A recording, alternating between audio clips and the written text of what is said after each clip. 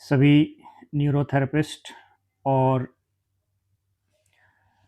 जितने भी हमारे यूट्यूब फैमिली के मेंबर हैं और जो भी इस वीडियो को देख रहे हैं, आप काफ़ी दिन से हमारे चैनल से जुड़े हुए हैं और कहीं न कहीं जो लोग न्यूरोथेरेपी से ज़्यादा परिचित नहीं हैं, तो उनके मन में कुछ सामान्य सवाल आते होंगे। तो उन प्रश्नों के जो एक सामान्य व्यक्ति के मन में उठते हैं, आज हम कोशिश करेंगे कि उन प्रश्नों का कुछ समाधान हम कर सकें। तो ऐसे प्रश्न और उत्तर हम जो है उनको करेंगे, उनका समाधान करने की कोशिश करेंगे जो भी आपके मन में प्रश्न होते हैं। तो ये एक सामान्य जनमानस के मन में उठते हैं सवाल, क्योंकि न्यूरोथेरेपी एक ऐसी विधा है जिससे आज भी कई लोग परिचित नहीं हैं। तो सबसे पहला सवाल जो एक आम इंसान के मन में आता है कि न्यूरोथेरेपी क्या है? तो यहाँ मैं आपको बताना चाहूँगा कि न्यूरोथेरेपी एक अनुभव पर आधारित चिकित्सा पद्धति है, जो कि एक औषधि रहित चिकित्सा है जिसमें किसी भी तरह की दवाई का उपयोग नहीं किया जाता। यहाँ जब मैं ये बोल रहा हूँ कि ये अनुभव आधारित चिकित्सा है, यानी कि इसमें गुरुजी ने कई अलग-अलग तरह के पेशेंटों के ऊपर ट्रीटमेंट देकर जो अनुभव प्राप्त हुआ, उस आधार पर न्यूरोथेरेपी में विभिन्न तरह के फ़ॉर्मूलों का निर्माण किया गया और वो फ़ॉर्मूले स्वयं सिद्ध फ़ॉर्मूले हैं जो कि अनुभव से प्राप्त हुए हैं, ठीक? तो ये एक्सपेरिमेंट बेस्ड थेरेपी है, ठीक? तो इसमें रिज़ल्ट पेशेंट टू पेशेंट भी कई बार वैरी होता है और पेशेंट की कंडीशन, उसका रहन-सहन, उसका खान-पान, उसके आचार-विचार और वह किस जगह रहता है, तो उसका भी फ़र्क पड़ता है। तो ये एलोपैथी की तरह ऐसा फिक्स नहीं है कि ये गोली खाई और तुरंत आप ठीक हो गए। तो न्यूरोथेरेपी एक अनुभव आधारित चिकित्सा है, जिसमें किसी भी तरह की दवाई नहीं दी जाती है, जिसमें हमारी बॉडी की जो सेल्फ हीलिंग प्रक्रिया होती है, उस प्रक्रिया को न्यूरोथेरेपी में उकसाया जाता है, ठीक?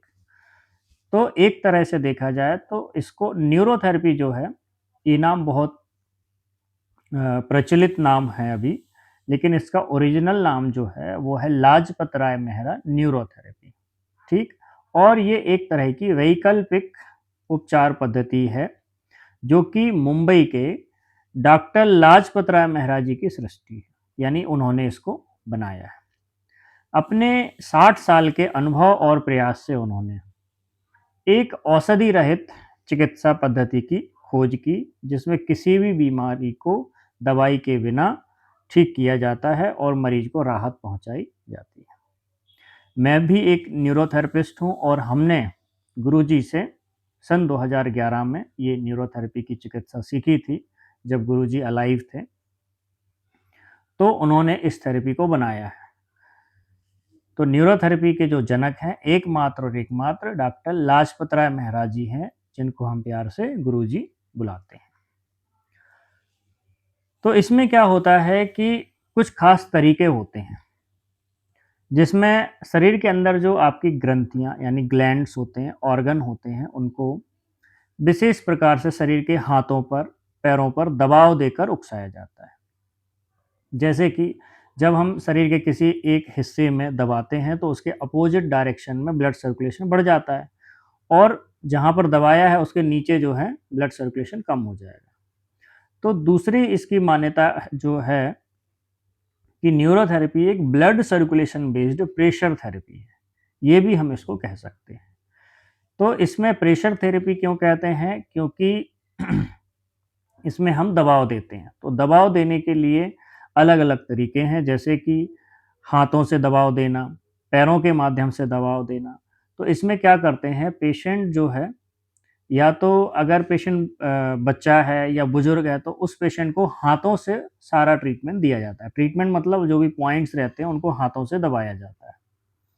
और जो यंग पेशेंट होते हैं या जो प्रौढ़ अवस्था के पेशेंट होते हैं और जो नीचे लेट सकते हैं, उनको जो थेरेपी दी जाती है, वो ज़मीन में किसी कारपेट पर लेटकर या किसी गद्दे पर लेटाकर उनको दोनों तरफ कुर्सियाँ रखी जाती हैं और बीच में मरीज लेटा रहता है।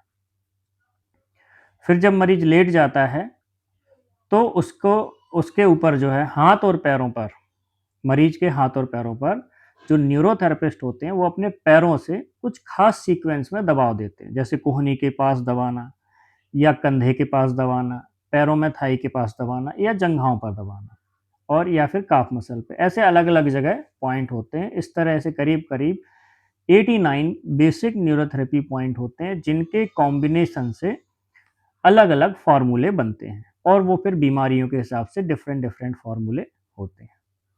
तो ये एक न्यूरोथेरेपी का एक सिंपल ओवरव्यू है। तो ये न्यूरोथेरेपी है जिसमें इस तरीके से क्या करते हैं, हम ग्लैंड्स एंड ऑर्गन को स्टिमुलेशन देते हैं, ब्लड सप्लाई पहुंचाते हैं। क्योंकि हम आप जानते हैं कि अगर किसी ऑर्गन को प्रॉपर ब्लड सप्लाई नहीं मिलेगी तो वह धीरे धीरे कमज़ोर हो जाएगा। ब्लड सप्लाई नहीं पहुंचेगी तो उसको न्यूट्रिशन की कमी भी रहेगी, ऑक्सीजन भी नहीं मिलेगा मिलेगा उसको बराबर, तो इससे बीमारियां आ जाती हैं। और न्यूरोथेरेपी इसी कोर कॉन्सेप्ट पे काम करती है कि यह ब्लड सर्कुलेशन को क्लियर करती है। अच्छा, इस अद्भुत विज्ञान के जनक मैंने बता ही दिया है आपको, डॉक्टर लाजपत राय मेहरा जी, जिनको हम प्यार से गुरुजी कहते हैं। इनका जन्म अमृतसर में हुआ था, तो वो इसके जन्मदाता हैं। तो इनका जन्म जो है अमृतसर में 23 अगस्त 1932 को हुआ था और इनका जो कार्य क्षेत्र है, यानी जहाँ इन्होंने इस थेरेपी को आगे बढ़ाया, आगे डेवलप किया, वो मुंबई रहा। तो मुंबई में इनका बांद्रा में न्यूरोथेरेपी का सेंटर था। सन 1996 से इन्होंने महाराष्ट्र के सूर्यमाल नामक गांव में एक आश्रम की स्थापना भी की और सन 1999 नवंबर से वहां पर इस थेरेपी के लिए एकेडमी की शुरुआत की गई, जहां पर ट्रेनिंग वगैरह दिया जाता था। तो उसमें जो है देश भर के अलग-अलग जगह से, कोई आसाम से, दिल्ली से, मुंबई से, मध्य प्रदेश से, पंजाब से, हरियाणा से, ऐसे अलग-अलग जगह से स्टूडेंट आते थे। हर बैच में कोई 30 बच्चे, कभी 20 बच्चे, कभी 15 बच्चे, ऐसे अलग-अलग बैच में अलग-अलग संख्या में बच्चे होते थे और वह न्यूरोथेरेपी सीखकर जो है आज अपनी-अपनी जगह पर न्यूरोथेरेपी कर रहे हैं। तो एलएमएनटी का पूरा नाम क्या है? इसको देखिए, हम न्यूरोथेरेपी के नाम से जानते हैं, बट इसका ओरिजिनल नाम जो है लाजपत राय मेहरा न्यूरोथेरेपी है। ठीक, तो इसका पूरा नाम हो गया डॉक्टर लाजपत राय मेहरा न्यूरोथेरेपी। और गुरुजी ने अपनी 11 वर्ष की उम्र से इस थेरेपी को बिना नाम के शुरू किया था। जब इन्होंने सीखना शुरू किया था या उनके अंदर से इस चीज़ का प्रादुर्भाव होना शुरू हुआ, तो इसका कोई नाम नहीं रखा था। सन 1976 के बाद से मुंबई में यह थेरेपी न्यूरोथेरेपी के नाम से जानी जाती थी, लेकिन फिर क्या हुआ कि न्यूरोथेरेपी, आज भी आप इंटरनेट पर सर्च करेंगे न्यूरोथेरेपी के नाम से तो बहुत सी अलग-अलग तरह की थेरेपी सामने आती हैं। तो फिर इसका नाम बदलकर डॉक्टर लाजपत राय मेहरा न्यूरोथेरेपी कर दिया गया था। पर आज वर्तमान समय में ये न्यूरोथेरेपी के नाम से इंटरनेट पे टॉप ट्रेंड में है, तो आप इसको न्यूरोथेरेपी के नाम से भी सर्च कर सकते हैं। अगर फिर भी कहीं सर्च में नहीं आती है तो डॉक्टर लाजपत राय मेहरा न्यूरोथेरेपी के नाम से जब आप सर्च करेंगे तो एग्जैक्ट वही न्यूरोथेरेपी आएगी जो हमारे गुरुजी ने बनाई है। अच्छा, इस थेरेपी की खासियत क्या है? तो अब हम समझते हैं हमारी इस न्यूरोथेरेपी जो चिकित्सा है, लाजपत राय मेहरा न्यूरोथेरेपी चिकित्सा, इसकी खासियत क्या है? तो उसके बारे में हम देखते हैं। पहला पॉइंट, यह एक दवाई रहित नैसर्गिक यानी प्राकृतिक उपचार पद्धति है। सो इसमें किसी भी तरह के साइड इफेक्ट की कोई गुंजाइश ही नहीं है। दवाइयों और अस्पताल की तुलना में कम खर्च में राहत मिलती है। दूसरा है, यह आंतरिक अंगों को ठीक करके बीमारी के मूल कारण को ठीक करती है, जिससे रोग पूरी तरह जड़ से खत्म होता है। तो न्यूरोथेरेपी जो है एक तरह का सिस्टमैटिक ट्रीटमेंट करती है, ना कि symptomatic.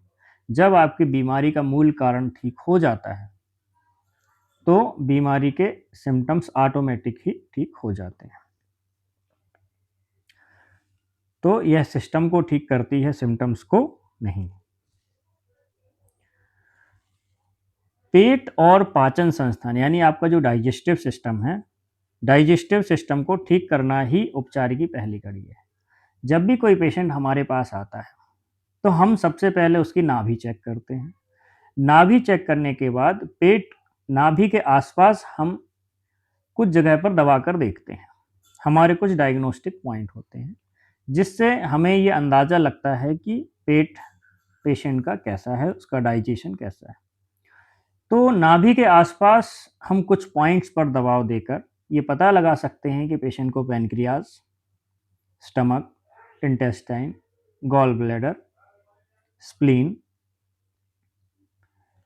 And right ovary, left ovary और यूट्रस, किडनी, इनसे संबंधित जो समस्याएं होती हैं उनका अंदाज़ा लगाया जा सकता है। और चूंकि यह एक अनुभव आधारित चिकित्सा है, तो ज़्यादातर मामलों में हम जो है बीमारी को ठीक से पकड़ पाते हैं। तो कुछ जो हमारे डायग्नोस्टिक पॉइंट है उनसे बीमारियों का पता लगाते हैं, और कुछ जो है मेडिकल जो डायग्नोस्टिक टूल होते हैं, जो भी ब्लड रिपोर्ट्स हैं, उनका सहारा लेते हैं। तो इसमें नाभि के आसपास पॉइंट देखकर दबाकर जो है पता लगाया जाता है कि पेशेंट का डाइजेशन कैसा है। तो न्यूरोथेरेपी की पहली कड़ी की शुरुआत होती है आपकी नाभि को ठीक करना, उसके बाद आपके डाइजेशन को ठीक करना, क्योंकि डाइजेशन कहते हैं पेट ही हर रोग की जड़ है। तो पहले पेट को ठीक किया जाता है। नाभि के सभी ओर अगर चारों तरफ कहीं भी दर्द होता है तो उन दर्दों को अगर निकाल देते हैं तो बीमारी ठीक हो जाती है, और इसी तरह से बीमारी ठीक होती चली जाती है। फिर देखा जाता है कि एलिमेंट्री के रोग निदान यानी डायग्नोसिस के लिए, जैसा कि मैंने अभी आपको बताया कि एक तो नाभि के आसपास कुछ पॉइंट हैं, कुछ बैक साइड भी हैं, उनसे हम पता लगाते हैं पेशेंट में एसिडोसिस, एल्कलोसिस। अगर बॉडी एसिडिक है तो एसिडिक नेचर का वहाँ हम पता लगा सकते हैं, या अल्कलाइन नेचर की को पता लगाते हैं। तो न्यूरोथेरेपी के ये अपना एक डायग्नोस्टिक सिस्टम है, और साथ में जो है जांच, आधुनिक चिकित्सा विज्ञान की जो जांच पड़ताल है, सीटी स्कैन है, एमआरआई है, एक्सरे है, एंडोस्कोपी है, इन सभी का भी हम लोग अध्ययन करते हैं। तो यह पद्धति सीखने के लिए सरल है और सभी इसका आसानी से अभ्यास कर सकते हैं। न्यूरोथेरेपी के कुछ ट्रीटमेंट, कुछ पॉइंट ऐसे हैं कि जो हर पेशेंट और हर आम इंसान इनको अपने जीवनचर्या में शामिल करके खुद को कुछ मात्रा में स्वस्थ रखने के लिए काम में ला सकता है। इस पद्धति को हम वैज्ञानिक पद्धति इसलिए भी कहते हैं क्योंकि इसके उपचारों को ठीक रूप से समझकर चाहे कोई कितनी ही बार एक ही व्यक्ति पर या अलग अलग व्यक्तियों पर प्रयोग करे, फिर भी एक जैसे निष्कर्ष या परिणाम निकलते हैं। न्यूरोथेरेपी के कुछ ट्रीटमेंट ऐसे हैं कि आप किसी भी पेशेंट को दीजिए, लगभग रिजल्ट आपको समान ही मिलेंगे, क्योंकि ये अनुभव आधारित है। अनुभव से सिद्ध हो चुका है कि भाई ये पॉइंट जो है लीवर को उकसाएगा, यानी कि लीवर को उकसाएगा, ये फिक्स है, वो लीवर को ठीक ही करेगा, ये क्योंकि सिद्ध हो चुका है। हजारों नहीं लाखों मरीजों पर ये चीज़ ट्रायल हो चुकी है। तो न्यूरोथेरेपी एक एक्सपेरिमेंट बेस्ड थेरेपी है, ठीक है, एक्सपीरियंस पर आधारित है।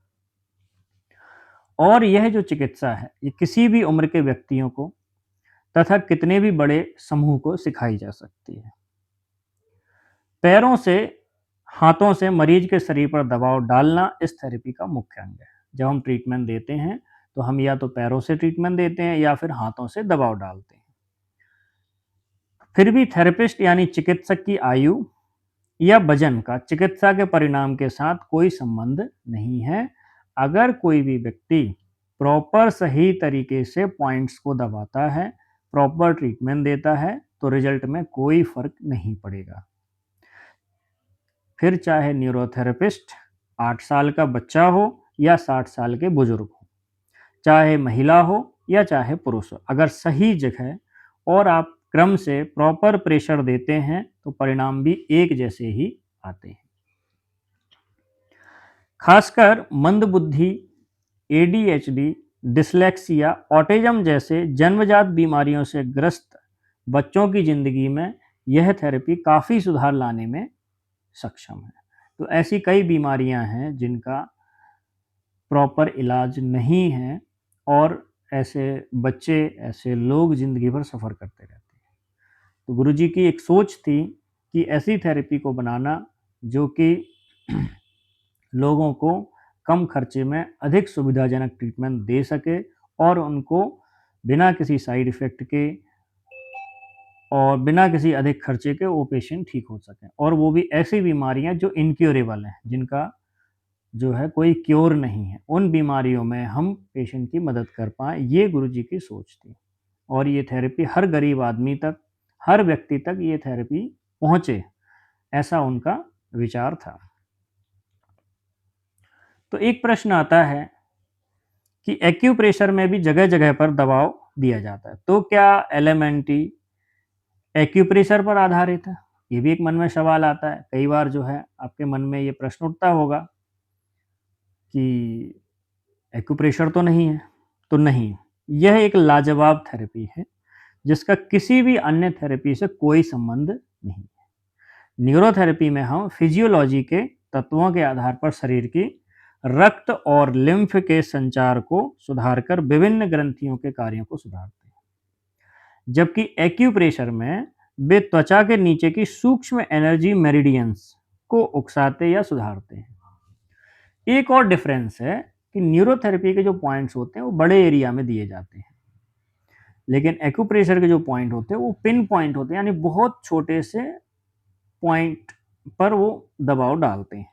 तो न्यूरोथेरेपी का तो एक फिजिकल तौर पर भी अगर आप देखते हैं तो एक बड़े एरिया में पॉइंट दिया जाता है, तो यही एक मेन डिफरेंस हो जाता है। तो ये एक्यूप्रेशर से डिफरेंट है। न्यूरोथेरेपी की डायग्नोसिस पॉइंट 6 सेकंड के लिए प्रेशर देना एवं किस क्रम से उकसाना, ये सभी गुरुजी डॉक्टर लाजपत राय मेहरा जी की 60 वर्षों की तपस्या की निजी खोज है। ठीक है, तो न्यूरोथेरेपी जो है हमारे गुरुजी डॉक्टर लाजपत राय मेहरा जी की निजी खोज है। अब अगला प्रश्न है कि भोजन लेने और उपचार में कितना अंतर रखना चाहिए। यानी आपके पास पेशेंट आए तो सभी के मन में सवाल होता है कि डॉक्टर साहब हम जो है खाना कितने बजे खा लें जब हम थेरेपी के लिए आएँ? तो उसका जवाब आपके लिए ये है। तो न्यूरोथेरेपी यानी एलिमेंट्री उपचार से पहले पेट जितना खाली रहे उतना अच्छा है। नाश्ता के 1 घंटे बाद तथा दोपहर के भारी भोजन के 2 ढाई घंटे बाद आप उपचार ले सकते हैं। ठीक? अब अगली बारी आती है कि एलिमेंट्री उपचार के दौरान किन-किन चीज़ों से परहेज़ करना चाहिए? ये हर मरीज का सवाल होता है कि हमें क्या परहेज़ रखना है न्यूरोथेरेपी ट्रीटमेंट देने के दौरान। तो पहला नॉन-वेज यानी मांसाहारी भोजन खाना जैसे मटन, चिकन, मछली इत्यादि, इसका परहेज़ रखना है। फिर धूम्रपान यानी कि स्मोकिंग करना है, अल्कोहल शराब लेना या किसी भी तरह का जो नशा है उससे उसके सेवन से बचना चाहिए। फिर अगर पेशेंट को शरीर में दर्दें हैं, जॉइंट पेन है, किसी भी तरह का पेन है, तो ऐसे पेशेंट को इमली, नींबू, टमाटर, दही, लस्सी, छाछ, खट्टी चीज़ें नहीं खाना है। ठीक है? तो खासकर ये परहेज़ उन लोगों के लिए है जिनकी बॉडी में दर्दें होती हैं या जिनके जोड़ों में दर्दें हैं। तो क्या सभी रोगियों को खट्टी चीज़ों से परहेज़ करना ज़रूरी है? या किस किस्म के रोगियों को खट्टी चीज़ों से परहेज़ करना ज़रूरी है? तो उसमें मैंने एक चीज़ बता दिया कि जिनको जॉइंट पेन है उनको तो एकदम ये बंद कर देना। ठीक है? बाकी लोगों को इसकी आवश्यकता नहीं है, क्योंकि उससे दर्द बढ़ता है। और जिन्हें एसिडोसिस की बीमारी हो उन्हें भी तब तक नहीं खानी चाहिए जब तक स्वस्थ पूर्ण रूप से नहीं सुधरती है, और बाद में फिर ज़रूरत हो तो खा सकते हैं। फिर ट्रीटमेंट जब बंद हो जाता है तो करीब 15 दिन का आप गैप लीजिए, फिर उसके बाद आप शुरू कर सकते हैं। यहाँ एक शब्द आएगी एसिडोसिस की बीमारी। तो न्यूरोथेरेपिस्ट आपको चेक करेगा, चेक करके आपको बताएगा कि आपकी बीमारी एसिडोसिस की है या एल्कलोसिस की है। अगर बीमारी एसिडोसिस की है तो आपको खट्टी चीज़ों से परहेज़ करना है, और फिर जब आप ठीक हो जाएँ तो ट्रीटमेंट के 15 दिन बाद धीरे-धीरे आप शुरू कर सकते हैं। अच्छा, क्या सभी रोगियों को नॉन-वेज या मांसाहारी भोजन से परहेज़ करना ज़रूरी है? तो जी हाँ, रोगियों को ही नहीं, सभी लोगों को मांसाहारी भोजन से परहेज़ करना बेहतर है। क्यों बेहतर है? इसका हम समझते हैं कि ये क्यों बेहतर है। तो हमारा दावा है कि शरीर में बीमारी आने का मूल कारण है पाचन संस्थान का ठीक रूप से काम ना करना। ठीक है, तो मांसाहारी भोजन क्या होता है, भारी प्रोटीन और फैट का बना है जो आसानी से नहीं पचता है। और आजकल शहर में रहने वाले कोई खास शारीरिक परिश्रम तो करते नहीं है, जिससे कि ऐसे भारी प्रोटीन को खाने की उनको ज़रूरत पड़े। तो जब कोई व्यक्ति हमारे पास उपचार के लिए आता है, तो उसका मतलब है कि उसकी पाचन संस्थान तो बिगड़ी हुई है, नहीं तो वह बीमार पड़ता ही नहीं। तो ऐसी अवस्था में उसका शरीर मांसाहारी भोजन को पचाने और उससे पोषण तत्वों को एब्जॉर्ब करने में असमर्थ होगा। तो अगर भोजन ठीक से ना पचे तो उससे शरीर में टॉक्सिन्स यानी अनचाहे पदार्थ की जमावट होने लगती है, जिससे लीवर, त्वचा और किडनीज पर बोझ पड़ता है, क्योंकि उन्हें ही उन टॉक्सिन्स को बाहर निकाल फेंकने के लिए ज़्यादा काम करना पड़ता है। ठीक है, तो इसीलिए और एक और ध्यान देने वाली बात है कि जिन प्राणियों को बेचने के लिए पाला जाता है, उन्हें कई तरह के हार्मोन्स के इंजेक्शन और गोलियां दी जाती हैं, ताकि वे जल्दी मोटे बने और जिन्होंने पाला है उनको ज़्यादा से ज़्यादा लाभ मिले, एवं ये जानवर बीमारियों का शिकार ना हो। इसलिए उनके आहार में विभिन्न तरह की एंटीबायोटिक्स और अन्य दवाइयाँ दी जाती हैं। उनके शरीर में चमड़ी या मांस में ही रह जाती हैं। तो इन सब का दुष्प्रभाव उनके मांस खाने वाले के स्वास्थ्य पर तो पड़ेगा ही। ठीक, तो इसलिए गुरुजी कहते हैं कि स्वस्थ जीवन के लिए मांसाहार भोजन से दूर रहना ही उत्तम है। यह तजुर्बे की बात है। अब ये कैसे हुआ हम आपको बताते हैं कि एमडी, एमएस या एमएनडी जैसी बीमारियों में अगर रोगी ने हमारे उपचार लेकर कुछ ठीक होने के बाद एक ही बार मांसाहार भोजन या उसका सालन भी ले लिया, तो महीनों का हमारा परिश्रम एक ही दिन में मिट्टी में मिल जाता है कि दोबारा उसे ठीक करने में, वापस उसी स्थिति तक लाने में बहुत मुश्किल होता है। तो इसी से आप अनुमान लगा सकते हैं कि मांसाहारी भोजन कितना नुकसानदायक हो सकता है। एक बार आश्रम में ऐसा केस आया था न्यूरोथेरेपी एकेडमी में, जो हॉस्पिटल थी, तो एक बच्चा था, उसको पैरों से संबंधित बीमारी थी, वह चल नहीं पाता था। तो 2-3 महीने ट्रीटमेंट देके उसको ठीक किया गया, वो चलने लगा। तो घर पे गया, खुशी-खुशी घर पहुँचे, तो उसके घर वालों ने खुशी-खुशी में जो है बच्चे को नॉन-वेज खिला दिया। बच्चा दूसरे दिन से गिरना शुरू हो गया। फिर गुरुजी के पास पहुँचे कि भई ऐसा-ऐसा हो गया है। तो फिर उस बच्चे को दोबारा रिकवर करने में काफ़ी टाइम लगा। तो इसीलिए ऐसे जो पेशेंट जो गंभीर बीमारियों से जुड़े हैं, उनको तो ये चीज़ों का प्रयोग भी नहीं करना है, ताकि वह स्वस्थ रह सकें। क्योंकि जब ऑलरेडी आपका सिस्टम इतना कमज़ोर होगा, तो भारी भोजन पचाने के लिए उसको और ज़्यादा ताकत लगेगी। तो इसलिए ये अवॉइड करना है। ठीक, उपचार लेने के लिए जब आप न्यूरोथेरेपी ट्रीटमेंट लेते हैं, तो उसके लिए कोई ख़ास तरह की वस्त्र पहनना है या कपड़े पहनना है क्या? कोई ख़ास पोशाक की ज़रूरत है क्या? ऐसा कुछ ख़ास तो फ़िक्स नहीं है, पर हाँ, अगर आपका लिबास पहनने के कपड़े जो हैं अगर ढीले हों और हमारी संस्कृति का ध्यान रखते हुए ऐसा हो जिससे संपूर्ण शरीर ढका रहे, तो जो है वो बेहतर रहेगा। ठीक, इसके बाद कई लोगों के मन में प्रश्न आता है कि न्यूरोथेरेपी का दबाव देने से दर्द होगा क्या? या ट्रीटमेंट लेने में दर्द होगा क्या?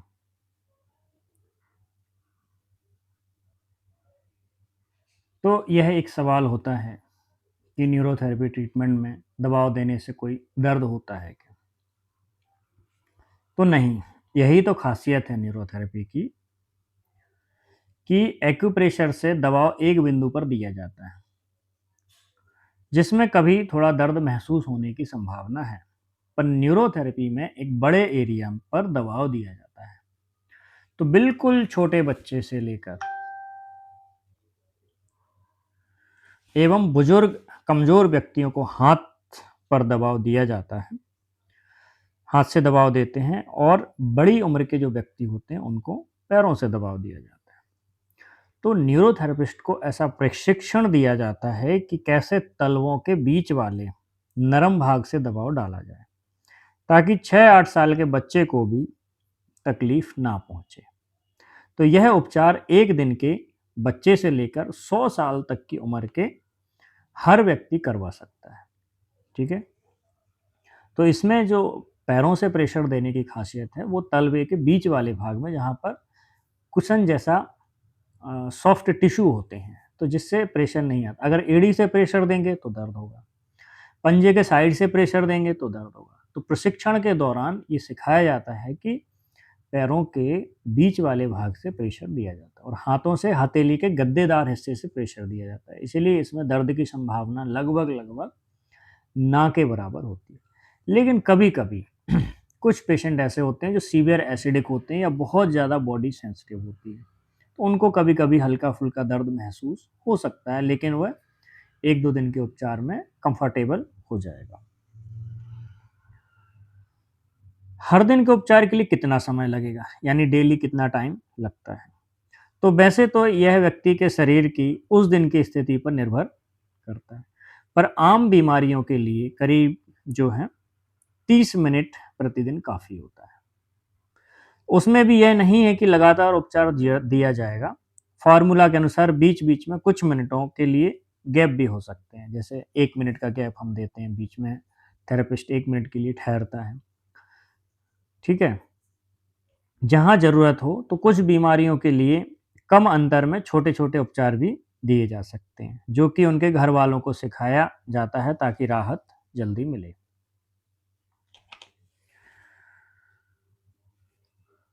तो पुरानी बीमारियों में जल्दी राहत पाने के लिए गुरुजी की सलाह है कि रोगी पहले स्तर पर 20 से 25 दिन तक, जो हमारा न्यूरोथेरेपी का हॉस्पिटल था, अभी तो वह हॉस्पिटल नहीं चल रहा है, तो उस समय जब व्यवस्था थी, तो 20 से 25 दिन के लिए वहाँ पर पेशेंट को बुलाया जाता था और उसको दिन में 6 से 7 ट्रीटमेंट दिए जाते थे और फिर वहाँ से सीख के, वहाँ से ट्रीटमेंट लेके जो अटेंडेंट होता था पेशेंट के, उसके अटेंडेंट को न्यूरोथेरेपी का कुछ बेसिक ट्रीटमेंट सिखा देते थे, जिससे वो अपने घर पे उपचार करता था। तो इससे जो है जल्दी ठीक हो जाते गंभीर बीमारियों के केसेस में। तो इसमें क्या करना है कि फिर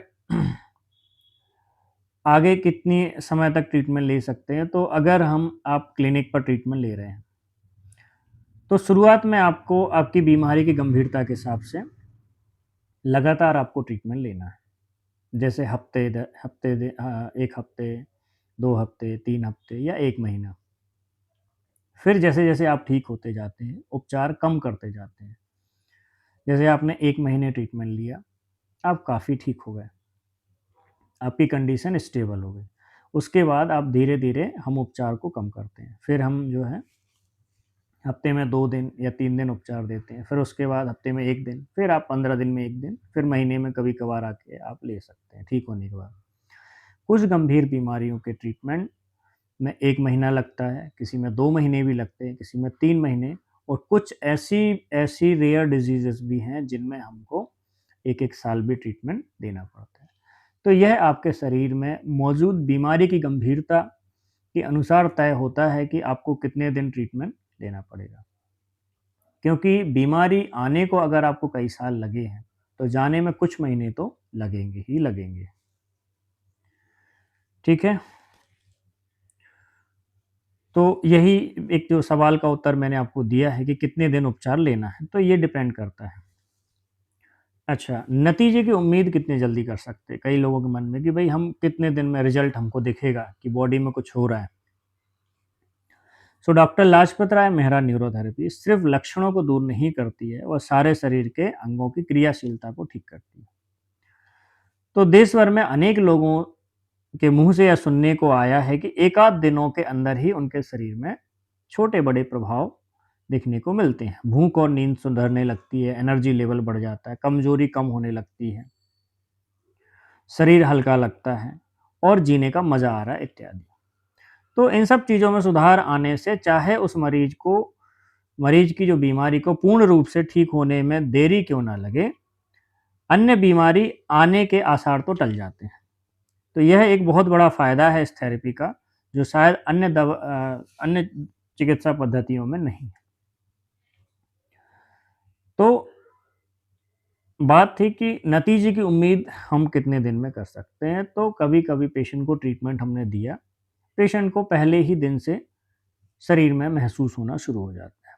कुछ पेशेंट ऐसे होते हैं जिनको ये चीज़ महसूस नहीं होती है, उनको 2-3 दिन लग जाते हैं, किसी-किसी को 15 दिन भी लगते हैं। तो डिपेंड करता है कि आपकी बीमारी कैसी है और आप अपनी बॉडी के प्रति कितने संवेदनशील हैं।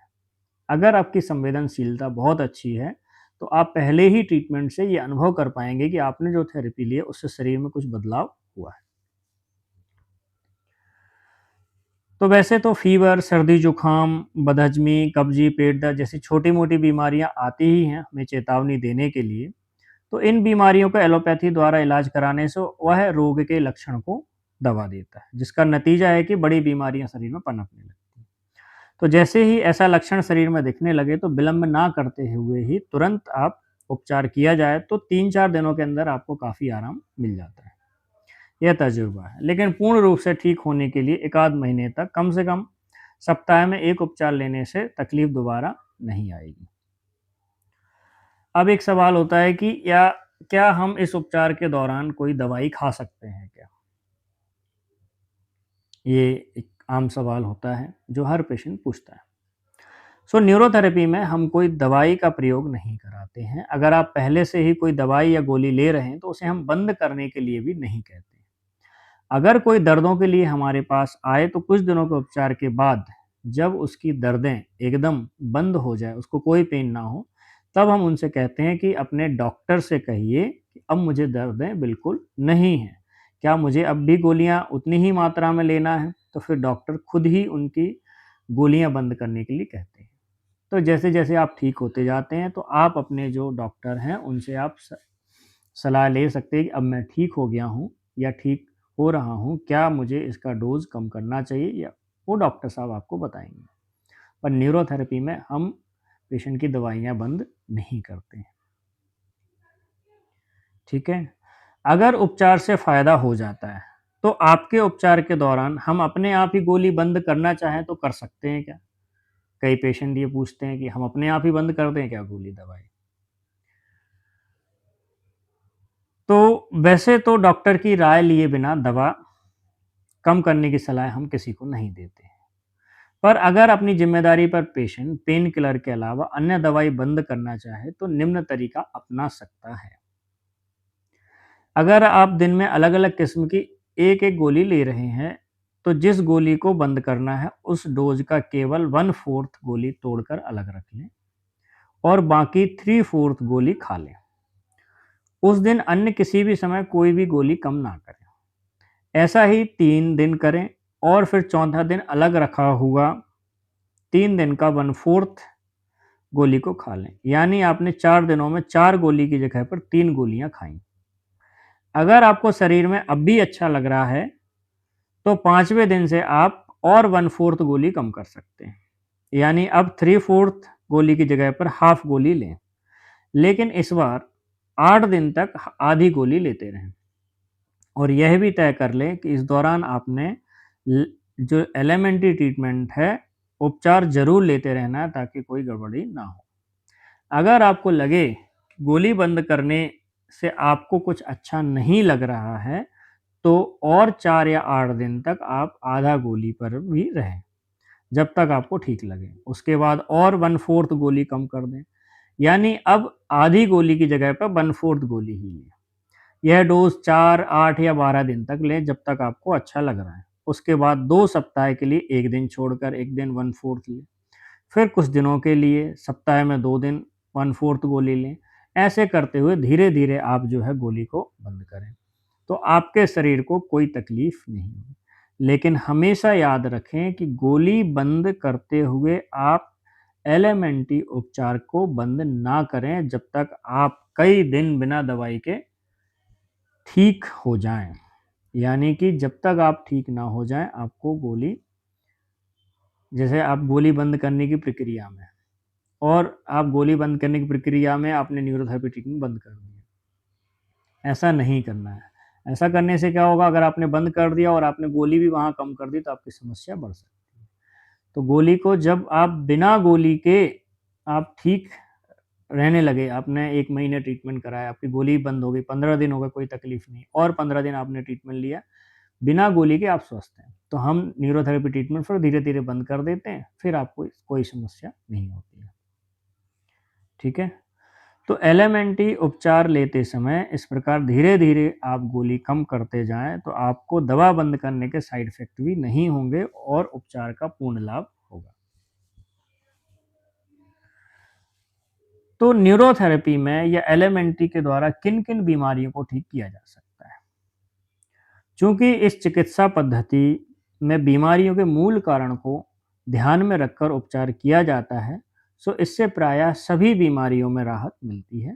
पर निम्न कुछ ऐसी बीमारियां हैं जिनके लक्षणों में अत्यंत प्रभावशाली नतीजे प्राप्त हुए हैं, जैसे कि acidity, allergy, arteriosclerosis, asthma, bed sore, body pain, joints pain, bronchitis, cervical या lumbar spondylosis, club foot, cold and cough, constipation, coronary heart disease, slip disc, diabetes, fever, food poisoning, IBS, gallstone, headache, herpes zoster, hole in the heart, infertility, kidney stone, malaria, menstrual disorder, nerve weakness, paralysis, pellagra, piles, scars, sleep disorder, side effect of medicine, ulcers, viral infection, etc. सो इन बीमारियों में कहा जाता है कि इनका कोई इलाज नहीं हो सकता है। सच तो यह है कि इन बीमारियों में भी एलिमेंट्री उपचार द्वारा अनेक रोगियों में काफ़ी अच्छे रिजल्ट प्राप्त हुए हैं। सीपी चाइल्ड है, एपिलेप्सी है, हेपेटाइटिस है, थैलेसीमिया है, sickle cell anaemia, aplastic anaemia, MD, DMD, MND, MS, kidney failure, polio एवं एचआईवी में भी पेशेंट को काफ़ी राहत मिली है। जैसे कि मैंने आपको बताया पहले कि ये गुरुजी का सबसे महत्वपूर्ण योगदान यह है न्यूरोथेरेपी में या समाज के लिए कि मंदबुद्धि, एडीएचडी, डिसलेक्सिया और ऑटिज्म जैसी जन्मजात बीमारियों से ग्रस्त बच्चों की ज़िंदगी में यह थेरेपी काफ़ी सुधार लाई है और उनके माता-पिता खुद कहते हैं। ऐसे कई बच्चे हैं जो आज पहले से अपनी बेहतर ज़िंदगी जी रहे हैं और उनके माँ-बाप की ज़िंदगी को भी आसान किया है उन्होंने न्यूरोथेरेपी के माध्यम से। सालाना कितने लोग इस थेरेपी से लाभान्वित होते हैं? तो पिछले 5 साल से बढ़ते-बढ़ते आज की तारीख में देश भर में कम से कम 500 से 600 सेंटर होंगे, जहाँ पर लाजपत राय मेहरा न्यूरोथेरेपी पद्धति से एकमात्र उपचार किया जाता है। तो एक दिन में कम से कम अगर 20 पेशेंट उपचार लेते हैं, तो ऐसा अनुमान लगाएँ कि बस तो 600 सेंटर में 1200 पेशेंट प्रतिदिन एवं 25 दिन प्रति महीने के हिसाब से कुल मिलाकर 3 लाख पेशेंट यानी सालाना कम से कम 3 करोड़ या 3.5 करोड़ के करीब मरीज इस थेरेपी से लाभान्वित हो रहे हैं। तो देखा जाए तो ये संख्या लाखों में है, करोड़ों में भी हो सकती है। तो न्यूरोथेरेपी से रोज़ पेशेंट कई अलग-अलग जगह पूरे देश भर में अलग-अलग जगह न्यूरोथेरेपी ट्रीटमेंट से लाभान्वित हो रहे हैं। गुरुजी की दृष्टिकोण या सोच क्या थी? तो उसको हम जानते हैं कि जितना जल्दी हो सके देश भर में कम से कम 10,000 एलिमेंट्री सेंटर की स्थापना करना। ये गुरुजी की एक सोच है कि देश भर में कम से कम जो है 10,000 neurotherapy centre, Lajpat Rai Mehra neurotherapy के सेंटर जो है बने, जिससे हर मरीज जो अपनी आशा खो चुका है, इलाज करा-करा के थक गया है और ठीक नहीं हो पा रहा है, वह ठीक हो सके।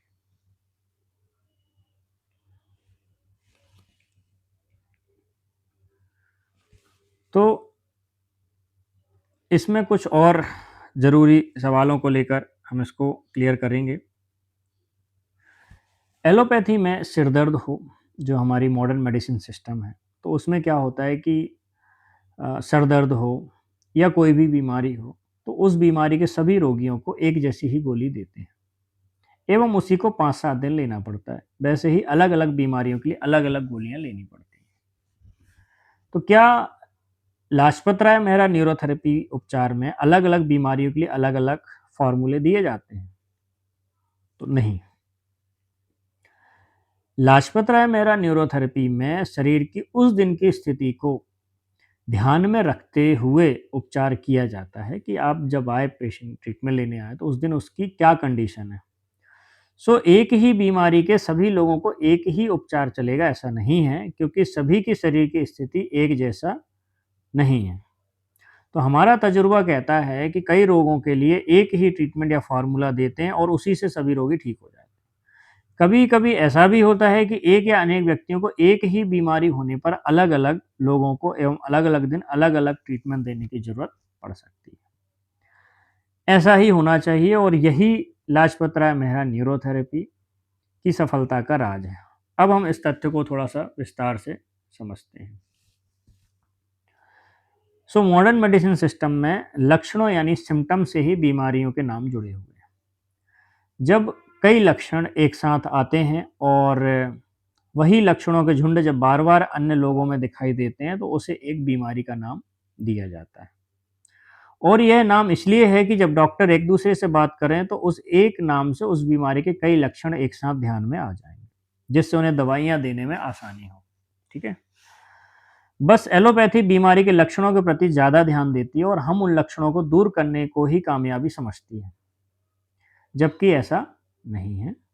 न्यूरोथेरेपी में हम क्या करते हैं कि न्यूरोथेरेपी में हम आपके शरीर में मौजूद जो ग्रंथियाँ होती हैं, जो ग्लैंड्स होती हैं, उनके कार्य को सुधार कर रोग के मूल कारण को ठीक करते हैं, ना कि सिर्फ उसके लक्षण को। और सच बात तो यह है कि सभी रोग, चाहे उन्हें लाखों नाम क्यों ना दिया जाए, वे सभी ही 8-10 ग्रंथियों में से कुछ के ठीक रूप से काम ना करने से ही आते हैं। और यही मूल कारण है जो अलग-अलग व्यक्तियों में अलग-अलग लक्षण यानी सिम्पटम्स के रूप में आते हैं। एक ही व्यक्ति में भी अलग-अलग दिन अलग-अलग लक्षण दिख सकते हैं। लेकिन गौर करने पर पता चलेगा कि उनका मूल कारण तो एक ही है, यानी चंद ग्रंथियों का ठीक से काम ना करना। एक छोटे उदाहरण से हम ये आसानी से समझ सकते हैं कि पेट में अगर खाना ठीक से ना पचे, तो उससे रोगी को सिर दर्द होगा, तो कभी गैस बनेगी, कभी दस्त लगेंगे, कभी उल्टियाँ होंगी, तो कभी छाती में जलन। ऐसे कई लक्षण या सिम्पटम्स एक ही दिन में अलग-अलग दिन होंगे या अलग-अलग टाइम पर होंगे। तो अगर नाम के तौर पर देखा जाए तो सर दर्द को माइग्रेन, छाती में जलन को एसिडिटी, गैस को फ्लैटुलेंस और दस्त को डायरिया, उल्टी को वॉमिटिंग इत्यादि कहेंगे। और हर एक सिम्पटम्स के लिए अलग-अलग दवाइयाँ दी जाती हैं। तो ध्यान दीजिए कि लक्षण अलग होने पर भी इन सब का मूल कारण एक ही है, यानी अपचन, खाने का ठीक से डाइजेस्ट ना होना। उस अपचन को ठीक करने के लिए एलएमएनटी में हम जो भी ट्रीटमेंट देंगे उससे उस कारण से आए सभी लक्षण, चाहे जैसे कि सिर दर्द, गैस, दस्त, उल्टियाँ इत्यादि, दूर हो जाएंगे। और यही न्यूरोथेरेपी यानी एलएमएनटी की खासियत है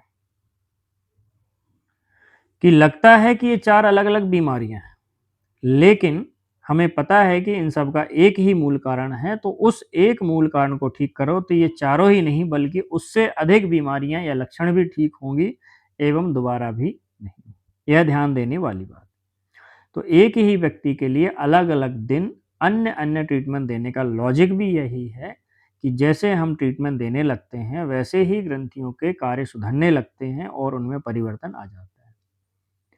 यानी शरीर की स्थिति बदल गई तो एलएमएनटी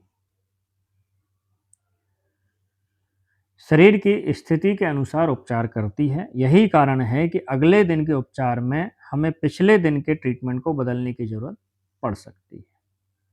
तो ये कुछ सामान्य प्रश्न थे जो एक आम इंसान, आम पेशेंट के मन में उठते हैं। आशा है आपको इन प्रश्न और उत्तर से अपने प्रश्न और उत्तर का समाधान मिला होगा। मिलते हैं अगले वीडियो में कुछ और अन्य प्रश्नों के साथ, कुछ अन्य टॉपिक के साथ। जुड़े रहिए। अगर यह वीडियो अच्छा लगे तो लाइक, सब्सक्राइब एंड शेयर कीजिए अपने दोस्तों के साथ और न्यूरोथेरेपी के प्रचार प्रसार में इस अपना योगदान अवश्य दीजिए। सभी का बहुत बहुत धन्यवाद। जय गुरु जी, जय न्यूरोथेरेपी।